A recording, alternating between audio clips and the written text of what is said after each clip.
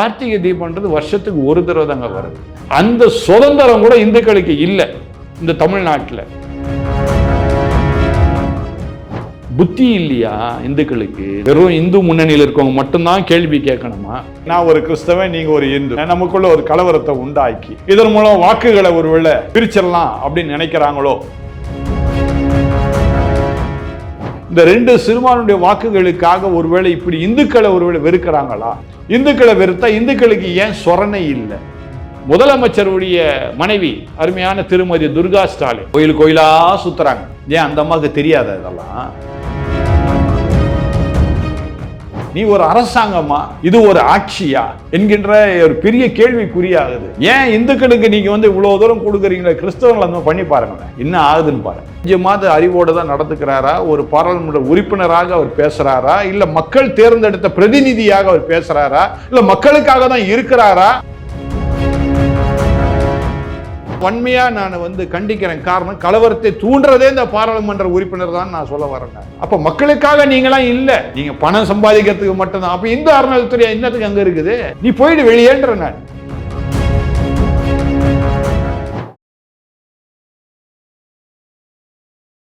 இளையபாரத நேயர்களுக்கு வணக்கம். இன்னைக்கு நம்ம நேர்களில் நம்ம சிறப்பு விருந்தினர் arch bishop Samuel Gunasekaran sir அவர்கள் தான். சார் வணக்கம். வணக்கம். வணக்கம் சார். ஆக்சுவலாக நேரத்திலிருந்தே நீங்கள் பார்த்துருப்பீங்க, திருப்பரங்குன்றத்தில் ஒரு பெரிய பிரச்சனை போய்கிட்டு இருக்கு. அதாவது இந்த தீபத்தூணில் தீபம் ஏற்றணும் அப்படின்ற மாதிரி, சரிங்களா?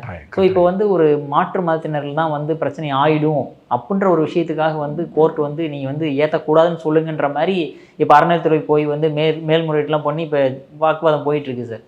இந்த மாதிரி விஷயத்தை ஒரு கிறிஸ்தவராக இருந்து நீங்கள் எப்படி பார்க்குறீங்க இந்த விஷயத்தில்? அதாவது நான் கிறிஸ்தவர்களுடைய ஆன்மீக தலைவன் தான். ஆனால் என்னுடைய எண்ணங்கள்லாம் எப்படின்னா, எல்லாருமே மனிதர்கள் தான், எல்லாருக்கும் சம உரிமை இருக்குது. எல்லாருக்கும் இந்த தேசத்தில், விசேஷமாக இந்த தேசத்தில் இது சுதந்திர தேசம்.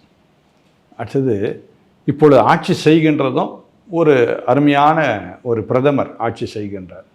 நீங்கள் பார்த்தீங்கன்னா அவர் போகாத மத இதுவே கிடையாது.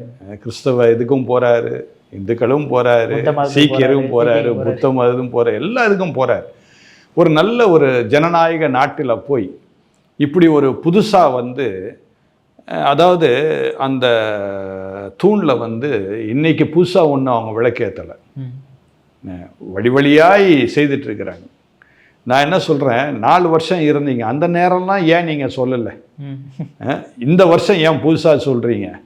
அப்போது எனக்குள்ள ஒரு பெரிய கேள்வி என்ன உண்டாகுதுன்னா, இப்போ தேர்தல் வர்ற சமயத்தில் இப்படி ஒரு கலவரத்தை உண்டாக்கி விட்டா அப்போது என்ன செய்வாங்க? மத்தியில் உள்ள அரசாங்கம் மாநிலத்தில் அரசாங்கத்தை ஒருவேளை கலைச்சி விட்டு, ஆட்சியை கலைச்சி தங்கள் மேலே ஒரு சிம்பத்தி ஓட் அப்படி ஏதாவது கொண்டு வரணும் முயற்சி பண்ணுறாங்களான்னு எனக்கு ஒரு பெரிய கேள்வி உண்டாகுது. இப்போ அந்த இடத்த பொறுத்த வரைக்கும் பக்கத்தில் இஸ்லாமியர்களுடைய பகுதி, அது இது இருக்க ஒரு மசூதி அங்கே இருக்குது, எல்லாம் ரைட், ஓகே. ஆனால் ஒரு இஸ்லாமியர் கூட அதை எதிர்த்து ஒரு வார்த்தை சொல்லவே இல்லையே. இப்போ அடுத்து எனக்கு என்ன தோணுதுன்னா, ஒருவேளை திராவிட முன்னேற்ற கழகத்தில் இருக்கணும் இஸ்லாமியர்களோ, அப்படி எனக்கு ஒரு சந்தேகம் வருது. ஒன்று. ரெண்டாவது, ஒருவேளை கிறிஸ்தவர்களோ? ஏன்னா மேடைக்கு மேடை அருமையான துணை முதலமைச்சர் சொல்கிறாரு, நான் கிறிஸ்தவன் தான்ன்றாரு. அதனால் எனக்கு அதுவும் ஒரு சந்தேகம் வருது. ஒருவேளை திராவிட முன்னேற்ற கழகத்திற்கெல்லாம் கிறிஸ்தவன்னா நான் ரொம்ப அவங்கள பாராட்டுறேன். ஆனாலும் எனக்கு இருக்கிற உணர்வு என்னென்னா, எல்லாருமே மனிதர்கள், எல்லாருக்கும் சுதந்திரம் இருக்குது. அவங்க மத வழிபாடுகளிலே நாம் எந்த விதத்திலும் தடை பண்ணக்கூடாது. இப்போது இந்த முறை தான் அந்த தூணில் போய் அவங்க விளக்கேற்றுறாங்கன்னு சொன்னால், தீபத்தூணில் போய் தீபம் ஏற்றுறாங்கன்னு சொன்னால் ஒரு வேளை தவறு அது. ஆனால் வருடந்தோறும் பல வருடங்களாக நடந்து கொண்டு இருக்கின்ற ஒரு காரியம் திடீர்னு புதுசாக இன்றைக்கி ஏன் இவங்க இப்படி பண்ணுறாங்க என்கின்ற ஒரு கேள்வி. ஒன்றில் அருமையான டாக்டர் முதலமைச்சர் எம்ஜிஆர் அவர்கள் இருந்தார்கள், ஏன் டாக்டர் கலைஞர் அவர்கள் இருந்தார்கள், அருமையான அறிஞர் அண்ணா அவர்கள் இருந்தார்கள். இவர்களெல்லாம் செய்யாத ஒரு காரியம் செல்வி ஜெயலலிதா அவர்கள் இருந்தார்கள்.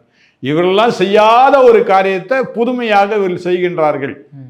அப்படின்னா என்னுடைய எண்ணத்தில் எப்படி இருக்குன்னா, ஏதாவது கலவர பூமியாக தமிழ்நாட்டை உருவாக்கி உங்களுக்கு எனக்கும் பயங்கர ஒரு சண்டையை உருவாக்கி, நான் ஒரு கிறிஸ்தவன், நீங்கள் ஒரு இந்து, நமக்குள்ள ஒரு கலவரத்தை உண்டாக்கி, நமக்கு ஒரு பிரிவினை ஏற்படுத்தி, இதன் மூலம் வாக்குகளை ஒருவேளை பிரிச்சிடலாம் அப்படின்னு நினைக்கிறாங்களோ அப்படின்ற எண்ணம். ஏன்னா நீங்கள் திராவிட முன்னேற்ற கழகத்தை பார்த்தீங்கன்னா எப்பவுமே சிறுபான்மையுடைய வாக்குகள்லாம் எங்களுக்கு இருக்குது அப்படின்வாங்க.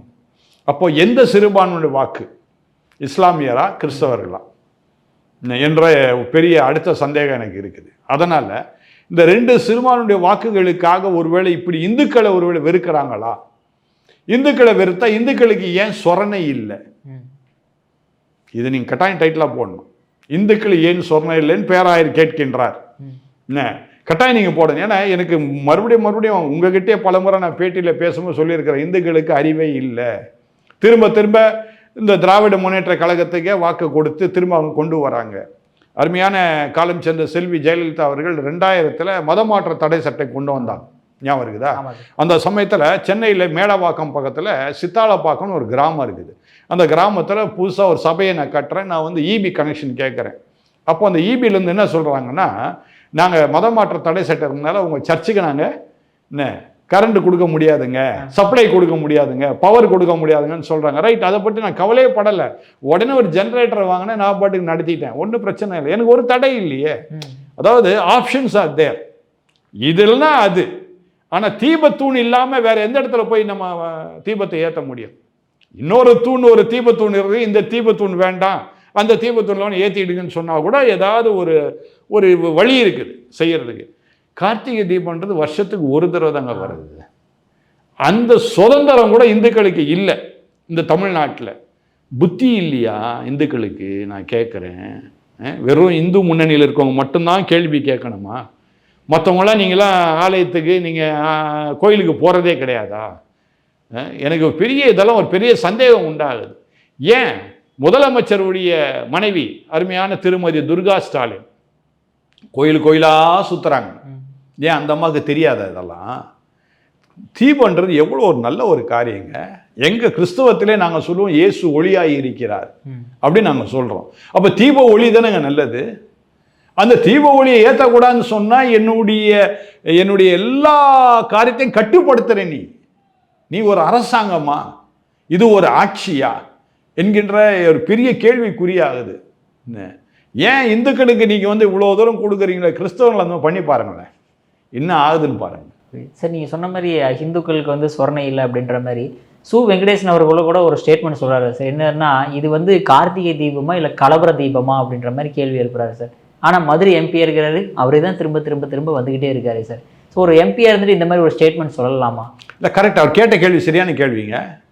இது வந்து கார்த்திகை தீபமா இல்லை கார்த்திகை தீபமா கலவர தீபமா? நல்ல கேள்வி. அவர் இப்போ இந்த கலவரத்தை ஏற்படுத்தது யாரு? இதே அந்த பொறுப்பில் இருக்கிற பாராளுமன்ற உறுப்பினர். உங்கள் தொகுதியில் இருக்கிற ஒரு கோயில், அந்த கோயிலை வந்து பராமரிக்கிறதும் சீரமைக்கிறதும் மக்கள் அங்கே வழிபாடு செய்வதற்கும் யார் தான் செய்யணும்? அந்த பார்லமெண்ட் தொகுதியில் உள்ள உறுப்பினர் கட்டாயம் செய்யணும். அவர் கம்யூனிஸ்ட் கட்சியை சார்ந்தவர். அவங்க என்ன சொல்லுவாங்கன்னா வழிபாடுகள்லாம் கிடையாதுன்னுவாங்க. ஆனால் அவங்க தான் முக்கியமாக எல்லா இடத்துலையும் நிற்பாங்க. நீங்கள் பார்த்தீங்கன்னா இந்த வழிபாடே இல்லைன்னுவாங்க, ஆனால் வழிபாடுகளை எல்லாவற்றிலும் அவங்க இருப்பாங்க. அதனால் திரு வெங்கடேசன் அவர்களுக்கு நான் என்ன கேட்குறேன், கொஞ்சமாவது அறிவோடு தான் நடந்துக்கிறாரா? ஒரு பாராளுமன்ற உறுப்பினராக அவர் பேசுகிறாரா, இல்லை மக்கள் தேர்ந்தெடுத்த பிரதிநிதியாக அவர் பேசுகிறாரா, இல்லை மக்களுக்காக தான் இருக்கிறாரா? எதுக்காக இந்த ஒரு வார்த்தையை அவர் சொல்லணும்? அப்போ கலவரத்தை இவர் தானே தூண்டி விடுறாருன்னு அர்த்தம். விளங்குதா? இப்போ கலவரன்ற எண்ணம் இப்போ நான் பேசுகிற வரைக்கும் எனக்கு வரவே இல்லை. இப்போ நீங்கள் கேட்ட வந்து எனக்கு அடுத்த இது நினைவுக்கு வருது. அது அப்போ கலவரன்ற வார்த்தையை இவர் வந்து சொல்கிறாருன்னா அதான் வன்மையாக நான் வந்து கண்டிக்கிறேன். காரணம், கலவரத்தை தூண்டுறதே இந்த பாராளுமன்ற உறுப்பினர் தான் நான் சொல்ல வரேன். நான் இப்போ நீங்கள் தான் இதை வந்து அருமையான காவல்துறையினத்தில் சொல்லி இது மக்கள் வழிபாடு ஸ்தலம், இது வழியாக செய்துட்டு இருக்கிறாங்க, இதை இவங்களுக்கு வழி விடுங்க, நீங்கள் தானே போராடணும் மக்களுக்காக. இல்லை அந்த சட்டசபை உறுப்பினர்லாம் என்ன பண்ணுறாங்க அங்கே? அடுத்த கேள்வி, திராவிட முன்னேற்ற கழக சட்டசபை உறுப்பினர் தான் அங்கே இருக்கிறாங்க, என்ன பண்ணுறாங்க அவங்கெல்லாம்? அப்போ மக்களுக்காக நீங்களாம் இல்லை, நீங்கள் பணம் சம்பாதிக்கிறதுக்கு மட்டும்தான். அப்போ இந்த அறநிலைத்துறை என்னத்துக்கு அங்கே இருக்குது? நீ போயிடு வெளியேன்ற. நான் இந்த அறநிலைத்துறை அங்கே என்னங்க வேலை? அப்போ மக்களுக்காக தான் இந்த அறநிலைத்துறை, மக்களுக்காக தான் பராமரிக்கிறது, கோயிலை பராமரிக்கிறோம், எல்லாம் பண்ணுறோம் நீங்கள் சொல்கிறீங்க. என்ன கலவரம் வந்துச்சு? போன வருஷம் கலவரம் வந்துச்சா? தீபத்தூண் ஏற்றும் போது அது முந்தின வருஷம் வந்துச்சா? அது முந்தின வருஷம் வந்துச்சா? இப்போ புதுசாக திடீர்னு எங்கேருந்து வரும்? இப்போ நீங்கள் சொன்னாதான் வரும். நீங்களா கலவரத்தை தூண்டி விடுறீங்க. என்ன இப்போ நம்மெல்லாம் மனிதர்களாக வாழ்ந்துட்டு இருக்கிறோம். இஸ்லாமியர்கள் கிடையாது, கிறிஸ்தவர்கள் கிடையாது, இந்துக்கள் கிடையாதுன்னு சொல்லி மனிதர்களாக வாழ்ந்துட்டு இருக்கிறோம் இந்த தேசத்தில். இப்போ ஆர்எஸ்எஸ் உடைய கொள்கையே என்னன்னா, எல்லாரும் ஒன்றாக இணைந்து மனிதர்களாக நாம் வாழ்வோம், ஒன்று இணைந்து வாழ்வோம் என்றதான் ஆர்எஸ்எஸ் கொள்கையை. அந்த ஆர்எஸ்எஸ் கொள்கையை தான் பிஜேபியும் அவங்க ஃபாலோ பண்ணுறாங்க. அப்படி தானே இருக்கணும். எனக்கு சின்ன வயசில் திரும்ப திரும்ப ஒரு காரியம் ஞாபகம் வருது. India is my country, all Indians are my brothers and sisters. இப்படி தான் கற்றுக் கொடுத்தாங்க சிறு வயதில். எங்களுடைய அசம்பிளியில் ஃபஸ்ட்டு ஆரம்பிக்கும் போது இந்தியர்கள்லாம் நம்மளும் ஒன்றானவர்கள், நம்ம எல்லாரும் சகோதர சகோதரியாக வாழணும், இப்படி தானே எங்களுக்கு கற்றுக் கொடுத்தாங்க. இன்றைக்கி அதெல்லாம் சொல்கிறது இல்லையோ ஸ்கூலில்? சொல்கிறாங்களா? எனக்கு தெரியல. சொல்கிறாங்களா? அப்போ ஏன் இந்த அரசாங்கம் இப்படி பண்ணுது? அப்போது ஏதோ ஒரு சுயநலத்திற்காக இந்த காரியத்தில் இவங்கெல்லாம் செய்கிறாங்க, வேற ஒன்றுமே கிடையாது. ஏதோ ஒரு சுயநலம். வேணா ஆட்சியை கலைக்கணும்னா கலைக்கலாம், ஒன்றும் பெரிய விஷயம் இல்லை. கலவரத்தை உண்டாக்கி ஆட்சியை கலைப்பதற்காக இது சூட்சியமாக கூட இருக்கலாம். அதுதான் நான் நினைக்கிறேன். ஓகே சார், நீங்கள் சொன்ன மாதிரி சார் இப்போ வந்து கிறிஸ்டின் அவர்கள் இதை இந்த மாதிரி பண்ணியிருந்தால் நாங்கள் என்ன நடந்திருக்குன்னு பாருங்கள் அப்படின்றீங்க. இஸ்லாமியில் அதே தான் சொல்கிறாங்க. ஆனால் ஹிந்துக்களை மட்டுமே நோண்டிக்கிட்டே இருக்காங்களே சார், என்ன ரீசன் சார் அவங்களுக்கு? அதுதாங்க, இந்துக்களுக்கு சொரணையே இல்லைங்க. திரும்ப திரும்ப நான் அதான் சொல்கிறேன். எல்லாருமே சண்டை போடுறோம்ல சார் இந்து முன்னணி. இல்லை, நான் சண்டை போட சொல்லுங்க, நான் சண்டையே போட சொல்லு. இப்போது நீங்கள் சண்டையே போட வேண்டாம். உங்கள் இதை வெறுப்பை எப்போ நீங்கள் காமிக்கலான்னா, பாராளுமன்ற தேர்தலுக்கு முன்னாடியே நான் சொன்னேன், ஞாபகம் இருக்குதா? இந்துக்களுக்கு சொரணையே இல்லைன்னு இதே மாதிரி பேட்டி கொடுத்தேன். ஆனால் மறுபடியும் அதே இந்துக்கள் தான் என்ன பண்ணுறாங்க, இதே திராவிட முன்னேற்ற கழகத்துக்கு வாக்கு கொடுக்குறாங்க. சார் இப்போ விஷயம் என்னென்னா சார், இப்போ கட்சியில் இருக்கக்கூடிய ஹிந்துக்கள் எல்லாருமே ஓரளவுக்கு தெரிஞ்சுக்கிட்டாங்க, சரி எகென்ஸ்டாக வேலை பார்க்குறாங்க திமுக அப்படின்ட்டு. ஆனால் வீட்டில் இருக்கக்கூடிய பெண்மணிகளுக்கெல்லாம் தெரிய மாட்டேங்குது சார். நான் ஆக்சுவலாக போய் பக்கத்து வீட்டில் கார்த்திகை தீபம் ஏற்றும் போது திருப்பரங்குன்றத்தில் பிரச்சனை நடந்துட்டு இருக்கு, உங்களுக்கு தெரியுங்களா? தீபத்தை ஏற்றக்கூடாதுன்னு சொல்கிறாங்க. அதெல்லாம் எங்களுக்கு தெரியாது. அப்படின்னா அவங்களுக்கு அது தெரியாத விஷயத்த அவங்களுக்கு எப்படி சார் தெரியப்படுத்த முடியும்? அவங்க தீபம் ஏற்றுறாங்க இல்லைங்களா, சரி திமுக இந்துக்கு எகென்ஸ்டாக இருக்குதா? தெரியாது. அப்போ அவங்க தான் சார் ஓட்டு போட்டு தேர்ந்தெடுக்கிறாங்க. உண்மைதான் நீங்கள் சொல்கிறது. அதாவது பெண்களுக்கு அதுதான் நான் சொல்ல வரேன். லிப்ஸ்டிக் பஸ்ஸு மாதம் 1000 ரூபாய், இப்போ பொங்கலுக்கு 5000 ரூபாய் ரெடி ஆகிட்டே இருக்குது. இதை கொடுத்தோம் என்ன நினைக்கிறாங்க, தங்கள் வாழ்வாதாரம்லாம் சரியாயிடும்னு நினைக்கிறாங்க. எப்படி சரியாகும்? 1000 ரூபாய் கொடுத்தா நீங்கள் ஒரே நாளில் காலி பண்ணிடலாம், ஒரு மாதம் வராது. இப்போ 5000 ரூபாய் கொடுத்தா ஒரு 2 நாளில் காலி ஆகிடும். மாதம் முழுக்க வரப்போகிறது இல்லை வருஷம் முழுக்க வரப்போகிறது இல்லை. இதெல்லாம் சிந்திக்கணும், பெண்கள் இதெல்லாம் சிந்திக்கணும். ஏன்னா கஷ்டப்பட்டு உழைக்கிறது யார் தான்? ஆண்கள் தான். பெண்கள் உழைக்கிறாங்க, நான் இல்லைன்னு சொல்லலை. ஆனால் கஷ்டப்பட்டு உழைக்கிறது ஆண்கள். முக்கால்வாசி குடும்பத்தில், அதாவது 90% குடும்பத்தில் ஆண்கள் தான் வீட்டை கவனிக்கிறாங்க. பெண்களுக்கு என்ன நடக்குதுன்னே தெரியாது. நீங்கள் சொன்ன மாதிரி பெண்களுக்கு இப்போ நீங்கள் திருப்பரங்குன்ற கலவரம்னா என்னன்னு கேட்குறாங்கன்னு சொன்னால், பெண்களுக்கு கலவரம்னா என்னன்னு சொல்லி கேட்குறாங்கன்னா என்ன அர்த்தம்? அவங்களுக்கு ஒன்றுமே தெரியலன்னு தான் அர்த்தம். நீங்கள் சொல்கிறது உண்மைதான், நான் இல்லைன்னு சொல்லலை. ஆனால் இதை யார் போய் தெரியப்படுத்துறது அப்படின்னா, வீட்டில் உள்ள ஆண்கள் தான் இதை சொல்லணும். அல்ல பிள்ளைகள்லாம் இப்போ படித்த பிள்ளைகளாக இருக்கிறாங்க, அவங்க சொல்லணும் போய், என்னங்க இந்த மாதிரி இருக்குது, பிரச்சனை இந்த மாதிரி நடந்துட்டு இருக்குது, அதனால நம்ம இந்த கட்சிக்கு நம்ம வாக்கு கொடுக்க வேண்டாம், நமக்கு எதிராக இருக்கிறாங்க இவங்க அப்படின்னு சொல்லணும். அடுத்தது யார் சொல்லணும்னா, இப்போ நம்முடைய பிஜேபி உடைய உறுப்பினர்கள் ஆங்காங்கே தெருமுனை கூட்டம் மாதிரி நடத்தணும். தெருமுனை கூட்டம் நடத்தி அதில் விளக்கி சொல்லணும். அதாவது மக்கள் என்ன நினைக்கிறாங்க, பிஜேபின்னா என்னமோ சிங்கம் புலின்னு நினைக்கிறாங்க. அப்படி இல்லை. மக்களை காப்பாற்றுவதற்காக, மக்களுடைய ஏழ்மை நிலைமையை மாற்றுவதற்காக, மக்களுடைய எல்லா நிலைகளிலும் மேன்மையாக மக்கள் வரணும் என்பதற்காக தான் பிஜேபி கட்சி பாடுபடுது. இதை யார் சொல்லணும்? பிஜேபி கட்சியில் உள்ள மக்கள், தொண்டர்கள், உறுப்பினர்கள். நான் பிஜேபி கட்சியில் நான் சேர்ந்துட்டேன் அப்படி சொல்றது பெருசு கிடையாது. நான் இன்னைக்கு கொஞ்சம் பிஜேபி கட்சியில் சேரலையே, சேராம இவ்வளவு பேசுறேன் நான். அப்போ சேர்ந்தவங்க எவ்வளவு பேசணும்? இதை தெரு கூட்டம் மாதிரி வைக்கணும். இந்த கம்யூனிஸ்ட் கட்சியை பார்த்தீங்கன்னா தெரு கூட்டம் வைப்பாங்க, தெரு முழக்க கூட்டம்னு சொல்லி வச்சு ஆங்காங்க தெருவில் சும்மா ஒரு 10 பேர் தான் கூடுவாங்க. ஆனா அந்த 10 பேருக்கு விஷயத்தை போய் சேர்ந்துடும். அந்த 10 பேர் இன்னொரு 10 பேர் 100 பேர் போய் சேருது. அந்த 100 பேர் இன்னும் 100 பேருக்கு போய் சொல்லுமோ 1000 பேருக்கு போய் சேருது. அதனால இதே ஒரு பாணிய அருமையான பிஜேபி தொண்டர்கள் செய்தார்கள் என்றால் நலமாய் இருக்கும். இதே நேரத்தில் இப்போ கூட்டணி கட்சியாக இருக்கக்கூடிய அகில இந்திய அண்ணா திராவிட முன்னேற்ற கழகம், ஏதோ எடப்பாடியார் பயணம் போறாரு, அந்த நேரம் பெரும் கூட்டத்தை வைக்கிறத விட நீங்க மாதந்தோறும் உங்க பகுதியில், ஏன்னா இன்னும் இருக்க போறது ஒரு 3 மாசம் 4 மாசம் தான், மாதந்தோறும் ஒரு கூட்டத்தை நடத்துங்களேன். என்ன உண்மையாக உங்கள் ஆட்சி வரணும்னு நீங்கள் ஆசைப்பட்டால் செய்யுங்க, மக்கள் நல்லா இருக்குன்னு நினச்சா செய்யுங்க, அதுதான் நான் சொல்கிறேன் நான். ஓகே சரி. இப்போ அது நீ சொன்ன மாதிரி அறநிலைத்துறை அவர் தான் வந்து மேல்முறையீடு செஞ்சு தீபத்தை ஏற்றக்கூடாதுன்ற மாதிரி வாக்குவாதம் பண்ணிட்டுருக்காங்க சார் கோர்ட்டில், சரிங்களா? அறநிலைத்துறை அமைச்சராக இருக்கக்கூடிய சேகர் பாபு அவர்கள் அவர் வந்து ஏன் இந்து மதத்துக்கு இவ்வளோ விஷயங்களை எதிர்த்து பண்ணிக்கிட்டு இருக்கிறாரு? சேகர் பாபுன்னு நான் அல்லேலுயா சொல்கிறதில்ல, வைக்கவே பட மாட்டேன், அல்லேலுயான்னு கத்துறாரு. சேகர் பாபுன்னு பேர் வச்சிருக்காரு, நீங்களுமே வந்து குணசேகர்னு பேர் வச்சிருக்கீங்க. எப்படி சார், எல்லாமே கிறிஸ்டின்ஸ் தானா? அதாவது சேகர்ன்றது ஒரு பொதுவான பேர், சரிங்களா? சின்ன வயசில் என்ன கூட சேகர்னு கூப்பிடுவாங்க. இதே அருமையான அமைச்சர் சேகர் பாபு வந்து வியாசர்பாடியில் இருக்கும்போது எனக்கு நண்பர் தான், சின்ன வயசில். ஆமாம், நாங்களாம் டீனேஜில் நாங்கள்லாம் ஃப்ரெண்ட்ஸ் தான், அந்த காலத்தில் ஃப்ரெண்ட்ஸ். ஆனால் அவருக்கு இப்போ என்ன ஞாபகம் இருக்குதா இல்லையான்னு எனக்கு தெரியல. எந்த சேகருங்க போய் வியாசர் சேகர்ரா அப்படின்வாங்க. என்ன அப்படிலாம் நாங்கள் அந்த காலத்தில் ஒன்றா பழகிருக்கோம். அதனால தான் நான் என்ன சொல்கிறேன், அவருக்கு சேகர் பாபுன்னு வச்சு பட்டையெல்லாம் அடிச்சிருப்பார், பார்த்துருப்பீங்கன்னு நினைக்கிறேன் இல்லை? ஆனால் அவர் கிறிஸ்தவருங்க அவர். அப்படிங்களா? உங்களுக்கு ஆச்சரியமாக இருக்குதா? அப்போ ஏன் இந்து அறநிலையத்துறை அமைச்சர் ஆனாருன்னு கேள்வி கேட்பீங்களா? அடுத்தது கொள்ளடிக்க இடம் அதுதான். இந்துக்கள் கோயிலில் ஈஸியாக கொள்ளடிக்கலாம், விளங்குதா? அதுக்காக அதில் அவர் அமைச்சராக இருக்கிறார். கிறிஸ்தவ கோயிலில் அவர் கொள்ளடிக்க முடியாது, புரியுதுங்களா? அதனால தான் கிறிஸ்தவராக இருக்கிற அவர் மனதளவில் அவர் கிறிஸ்தவர், வெளி அளவில் அவர் என்னது இந்து. திருவண்ணாமலை தீபத்துக்கு போயிருக்காரு சார். அது இல்லாமல் நம்ம மாலையெல்லாம் போட்டு நம்ம கோயிலுக்கெல்லாம் போய் எல்லாம் செய்வாருங்க. அவர் தானே முதலமைச்சருடைய மனைவி எல்லா இடத்துக்கும் அழைச்சிட்டு போகிறாரு, எல்லா கோயிலுக்கும் எல்லாம் செய்வாருங்க. எதுக்கு அதெல்லாம் செய்கிறாரு? கொள்ளை அடிக்கிறாரா இல்லையா? இந்து கோயிலில் கொள்ளை அடிக்கிறாரு இல்லையா? அறநிலைத்துறைன்னு ஒன்று வச்சுக்கிட்டு அதிலேருந்து கொள்ளை அடிக்கிறாங்களா இல்லையா? நல்ல கொள்ளை அடிக்கிறாங்க. அப்போது நான் என்ன பண்ணோம், அந்த வேஷத்தை தான் நான் போட்டோம். அப்போ தான் நீங்கள் கோயிலோட விடுவீங்க. நட வரைக்கும் உள்ளே போகணுன்னா எப்படி விடுவீங்க? நான் மாலைகளும் போட்டு உதராட்ச மாலைலாம் போட்டு பட்டை அடிச்சுட்டேன், நீங்கள் என்ன நினைப்பீங்க, இவர் வந்து நம்ம இந்து சாமியார் போல் இருக்குது, வாங்கய்யா வாங்கன்னு உள்ளே கூட்டு போயிடுவீங்க. இப்போ இந்த மாதிரி போனால் உள்ளே சேர்க்க மாட்டீங்க நீங்கள், புரியுதுங்களா? அதுக்காக ஒரு வேஷம் தரித்து கொண்டு இருக்கின்ற அருமையான சேகர் பாபு. அருமையான மேயர் கூட கிறிஸ்தவங்க தான், ஆனால் கிறிஸ்தவங்கன்னு சொல்லிட்டா மேயர் பதவியே போயிடும். ஆமாம், எல்லாமேங்க.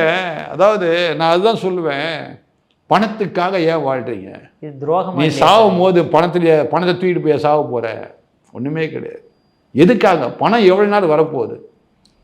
நம்ம வாழ்கிறதுக்கு ஒரு இடம் வேணும், சாப்பிட்றதுக்கு காசு வேணும், உடை உடுத்துவதற்கு பணம் வேணும். இதை விட அதிகமாக வச்சு என்ன பண்ண போகிற நீ? அதான் என்னுடைய கேள்வி. இந்துக்களை தான் ஈஸியாக கொள்ளடிக்கலாம், அதுக்காக தான் இந்து அறநிலையத்துறை அமைச்சர் அவர். ஆனால் இந்துக்கள் என்ன பண்ணுறீங்க, பேன்னு முழிச்சிக்கிட்டு இன்றைக்கி வரைக்கும் வேடிக்கை பார்த்துட்டு இருக்கேன். என்னுடைய அருமையான நண்பர் ஒருத்தர் திருச்செந்தூர் போயிட்டு வந்தாங்க, என்னை பார்த்து ஏளனமாக கேட்டாங்க, உங்கள் கோயில் உள்ளே போகிறதுக்கு எல்லாரும் இலவசமாக உள்ளே விட்டுறீங்க, ஆனால் எங்கள் கோயிலில் போகணுன்னா 500 ரூபாய் கட்டணும், அப்போ தான் தரிசனமே கிடைக்கும். உண்மையாது பார்த்தீங்களா? ஏங்க உங்களுக்கெல்லாம் அசிங்கமாக இல்லையா? இந்துக்களுக்கெல்லாம் என் சர்ச்சுக்கு வாங்க, உங்களை ஃப்ரீயாக உள்ளே விட்றேன் நான். ஏன் உங்கள் கோயிலில் போகிறதுக்கு 500 ரூபா வாங்குறீங்க? ஏங்க சாமி தரிசனம் பண்ணுறது எதுக்குங்க? என் மனசுக்காக, என் உள்ளம் சந்தோஷப்படணும், எனக்கு ஒரு சமாதானம் கிடைக்கணும், அதுக்காக நான் போகிறேன். நான் என்ன பண்ணணும், என் சொந்த விருப்பத்தோடு கூட அந்த காணிக்க உண்டியலில் என்ன பண்ணணும், உண்டியலில் நான் காசு போடணும், நான் கடவுளுக்காக கொடுக்குறேன்னு நினச்சி நான் கொடுக்கணும். அதை விட்டுட்டு 500 ரூபாய் என்கிட்ட பிடிங்கி அப்போ தான் இந்த லைனில் விடுவேன், 100 ரூபா கொடுத்தா அந்த லைனில் விடுவேன். என்னங்க இதெல்லாம் அசிங்கமா இல்லை? ஏன் இந்த இந்துக்களை ஏன் கேட்க மாட்டீங்க? ஏங்க உங்கள் நாடுங்க இது, இந்து தேசம். நான் அடிக்கடி சொல்கிற வார்த்தை இது இந்து தேசம். இந்து தேசத்தில் உங்களுக்கு சுதந்திரம் இல்லைங்க, எனக்கு சுதந்திரம் இருக்குது, புரியுதுங்களா? அதனால சுதந்திரத்தை கேளுங்க. Okay sir. சார் அதே மாதிரி இப்போ நீங்கள் மழை செம மழை பார்த்துருப்பீங்க இல்லைங்களா? வரும்போது தண்ணியெலாம் பார்த்துருப்பீங்க. அந்த 4000 கோடி என்ன தான் சார் ஆச்சு? எங்கன்னங்க நீங்கள் 4000 கோடி என்ன ஆச்சு? உங்கள் ஆஃபீஸ் உள்ளே என்னால் நுழைய முடியல. இதுக்கு முன்னாடி இன்னொரு இடத்துக்கு போனேன், அங்கே காரை நிறுத்தி காரை விட்டு என்னால் இறங்க முடியல, முட்டை அளவு தண்ணி. என்ன 4000 கோடி என்ன ஆச்சுன்னு திரும்ப நீங்கள் என்ன கேள்வி கேட்டிங்கன்னா, நீங்கள் கேள்வி கேட்க வேண்டியது அருமையான முதலமைச்சரை கேள்வி கேட்கணும், திமுக ஆட்சியாளர்களை கேட்கணும். என்ன திமுக இல்லை, நான் என்ன கேட்குறேன், ஆட்சியாளர்கள் இருக்கிறாங்க, மந்திரி இருக்கிறாங்க, எல்லாம் இருக்கிறாங்க, கீழே இருக்கிற ஐஏஎஸ்ன்னு படிச்சிருக்காங்கல்ல, அவங்களும் புத்தி கெட்டு போச்சா? இந்தியன் அட்மினிஸ்ட்ரேட்டிவ் சர்வீஸ் எல்லாரும் படிக்க முடியுமா? அது சாதாரண விஷயமா? நீங்களாம் எதுக்கு இருக்கிறீங்கன்னு நான் கேட்குறேன். இப்போது நம்ம மக்களாகிய நம்ம யாரை சொல்கிறோம்? அரசியல்வாதிகளை மட்டும்தான் சொல்கிறோம், என்ன மந்திரிகளை மட்டும்தான் திட்டுறோம், என்னங்க இப்படி பண்ணிட்டீங்கன்னு. இந்த 4000 கோடிக்கு யாருங்க கணக்கு கொடுக்கணும்? மந்திரியா கணக்கு கொடுப்பாரு? ஐஏஎஸ் ஆஃபீஸர் என்ன பண்ணுறாங்க? அவங்கள சுதந்திரமாக செயல்பட விடுறது இல்லையே சார். அவங்க ஏங்க சுதந்திரமாக செயல்பட விடலன்னு சொல்லாதீங்க. எங்கள் அப்பாவும் கவர்மெண்ட் ஆஃபீஸில் கலெக்டருக்குலாம் வேலை செய்தாங்க, ₹1 லஞ்சம் வாங்கலை. எங்கள் அப்பா சொல்லுவாங்க, டேய் என்னை 1 மாதம் இங்கே வைப்பாங்க, அடுத்த மாதம் வேறு இடத்துல தூக்கி போடுவாங்க, அதுக்கு அடுத்த மாதம் வேறு தூக்கி போடுவாங்க, நீங்களாம் சந்தோஷமாக இருக்கும். எங்கள் அப்பா வாரத்துக்கு ஒரு தடவை தான் வருவாங்க வீட்டுக்கே. ஏன்னா அங்கங்கே டிரான்ஸ்ஃபரு, உண்மையாக இருந்தால் டிரான்ஸ்ஃபர், அவ்வளோதானே பண்ண முடியும். எங்கே இருந்தாலும் அதே சம்பளம் தானே, அப்புறம் ஏன் உண்மையாக இருந்துட்டு போங்களேன். அப்புறம் என்னத்த ஐஏஎஸ் விளங்குதா? ஒன்றும் இல்லைங்க. இப்போ சமீபத்தில் போன வாரம் ஃபுல்லாக ஒரு இது வந்துச்சுங்க, ஒரு ஐஏஎஸ் ஆஃபீஸர் பேட்டி கொடுத்துட்டு இருந்தார். நீங்கள் கவனிச்சிங்களா இல்லையான்னு தெரியல. வட இந்தியாவில் ஒரு மிஷினரியை, இந்த ஆஸ்திரேலியா மிஷினரி ஒருத்தரை எரிச்சிட்டாங்கன்னு சொல்லிட்டு பேட்டி கொடுத்தாரு ஒரு ஐஏஎஸ் ரிட்டையர்டு ஆஃபீஸர். அவர் அப்போ கலெக்டராக அங்கே இருந்தாராம். நான் என்ன கேட்குறேன், அந்த மிஷினரி கொளுத்துனாங்கல்ல, அன்னைக்கு நீங்கள் என்னங்க பண்ணீங்க? அன்னைக்கு நீங்கள் கலெக்டராக இருந்து என்ன பண்ணீங்க? என்ன ஆக்ஷன் எடுத்தீங்க? இப்போ வந்து நீங்கள் என்னமோ அவர் ரொம்ப நல்லவர், அவர் தொழுநோய் ஆட்களுக்கெல்லாம் ரொம்ப உதவி செய்தார், அந்த மிஷினரியை கொண்டுட்டாங்க, போகக்கூடாத இடத்துக்கு அவர் போயிட்டாரு, அவர் கொண்டுட்டாங்க அவரை அப்படின்னு நீங்கள் இப்போ சொல்கிறீங்க. நீங்கள் தான் அங்கே கலெக்டராக இருந்தீங்க, அப்போ என்ன பண்ணீங்க நீங்கள்? அப்போ எந்த ஆட்சி நடந்தது? பிஜேபி ஆட்சி இருந்தது இல்லையே, காங்கிரஸ் ஆட்சி தானே இருந்தது. அப்போவும் உங்களுக்கு சுதந்திரம் இல்லையா? புரியுதுங்களா? இப்போ பிஜேபி ஆட்சியில் சுதந்திரம் இருக்குதுங்க ஐஏஎஸ் ஆஃபீஸருக்கு, ஐபிஎஸ் ஆஃபீஸர் சுதந்திரம் இருக்குதுங்க பிஜேபி ஆட்சிக்கு. அதுக்காக தான் தமிழ்நாட்டில் என்ன பிஜேபி ஆட்சி வரணும்னு சொல்லிக்கிட்டே இருக்கிறேன் நான். இவங்கள மாதிரி கிடையாது. என்ன ஒரு ஐஏஎஸ் ஆஃபீஸரை பார்க்குறேன், சாதாரண ஒரு எம்எல்ஏ, அவர் முன்னாடி கையை கட்டி நிற்கிறாரு. அப்போ எதுக்கு நீ படிச்ச ஐஏஎஸ்? அசிங்கமா இல்லை? ஒரு ஐபிஎஸ் ஆஃபீஸர் பார்த்து டேன்னு கூப்பிட்றான் ஒரு மந்திரி, அதையும் நான் என் காதால் கேட்டேன். ஒரு IPS officer, Indian police service, அசிங்கமா இல்லை? உங்கள் உடைக்கு மரியாதை கொடுக்கணுமே, உங்கள் உடைக்காத மரியாதை கொடுக்கணுமே. அதுக்கு தான் நீங்கள் இவ்வளோ தூரம் கஷ்டப்பட்டு படிச்சுட்டு வந்து இத்தனை ட்ரைனிங் முடிச்சுட்டு வந்து உட்காந்துருக்கிறீங்க. ஏன் உங்களுக்குலாம் சொர்ணம் இல்லை? அப்போது இன்றைக்கி 4000 கோடி காணாமல் போயிடுச்சு. இதை நம்ம போய் அவங்கள்ட்ட போய் கேட்டால் அவங்க என்ன சொல்லுவாங்க, இல்லைங்க என் கீழே இருந்த செக்ரட்டரி எல்லாம் செய்தார் அப்படின்வாங்க. செக்ரட்டரி சரியாக இருந்தாரா நம்ம கேட்கணும். அடுத்த கேள்வி, எப்படி தண்ணி வந்துச்சு? அருமையான மேயர் வந்து பேட்டி கொடுக்குறாங்க, கவனிச்சிங்களா? பம்ப் அடிக்கிறாங்க. எங்கேருந்து எங்கே பம்ப் அடிக்கிறது? என்ன பம்பா? தமாஷா இருக்குது இவங்க சொல்கிறதெல்லாம். எந்த தண்ணியெல்லாம் பம்பு வச்சு, எத்தனை பம்பு நீங்கள் வச்சுருப்பீங்க? 4000 பம்பு வச்சுருக்கிறீங்களா? 4000 கோடி பம்பே வாங்கிட்டாங்களோ ஒருவேளை, எல்லாத்தையும் பம்ப் பண்ணி விடுறதுக்காக. அதாவது என்னத்தை சொல்கிறது, பாவம் மக்களுக்கு என்னதான் சொன்னாலும் இந்த மக்களுக்கு என்ன வர போகிறதில்ல, என்ன வர போகிறதில்ல, ஆமாங்க, அறிவே வர போகிறதில்ல இந்த மக்களுக்கு. திரும்ப திரும்ப கொண்டு போய் அவங்களாம் வாக்க கொடுக்க போகிறாங்க. நான் என்ன சொல்கிறேன், நல்ல மழை பெய்கிற நேரத்தில் தேர்தல் வரணும். அப்போ தேர்தலை வைக்க நல்ல மழை பெய்கிற நேரத்தில் என்ன, அப்போ தெரியல, ஐயோயோ நம்ம பள்ளத்தில் நடந்து போனோம். இப்போ நான் வரும்போது பார்க்குறேங்க, என் எதிர்க்க ஒரு ஆட்டோ ரிக்ஷா வருது. என்ன தண்ணி மேலே தான் வந்த, திடீர்னு பார்த்தா ஆட்டோ இப்படி கவுந்துச்சிங்க. நல்ல தார் ரோடுங்க, தார் ரோட்டில் எப்படிங்க கவுரும் ஆட்டோ? தண்ணிக்குள்ளே வருது. ஏன்னா பாவம் எங்கே பள்ளம் இருக்குது தெரியல, ஆட்டோ கவுந்து. என் எதிர்க்க நடக்கிற விஷயம் இது. நான் அப்படியே ஆச்சரியப்பட்டேன், ஐயோ நம்ம இந்த தெருவில் போகிறத வம்பு போடுறது எனக்கு பயம் எடுத்துக்கிச்சு. ஏன்னா என் கார் ஒரு பள்ளத்துக்குள்ளே போயிடக்கூடாது. நல்ல மிதக்கும் சென்னை, அருமையான சென்னை, சிங்கார சென்னை. மழை காலத்தில் மிதக்கலாம், நம் கார்களும் மிதக்கும், நாமும் மிதக்கலாம், வீடுகளும் மிதக்கும். இப்படிப்பட்ட அருமையான சென்னைக்கு நம்ம பாராட்டு கொடுக்கணும், இப்படிப்பட்ட ஆட்சிக்கு. அதுதான் முக்கியம். ஓகே சார், சார் அற்புதமாக விளக்கம் கொடுத்தீங்க சார். உங்கள் பொன்னான நேரத்தை இளைய பாரத நிலையில் ஒதுக்கினதுக்கு மிக்க நன்றி. நன்றிங்க.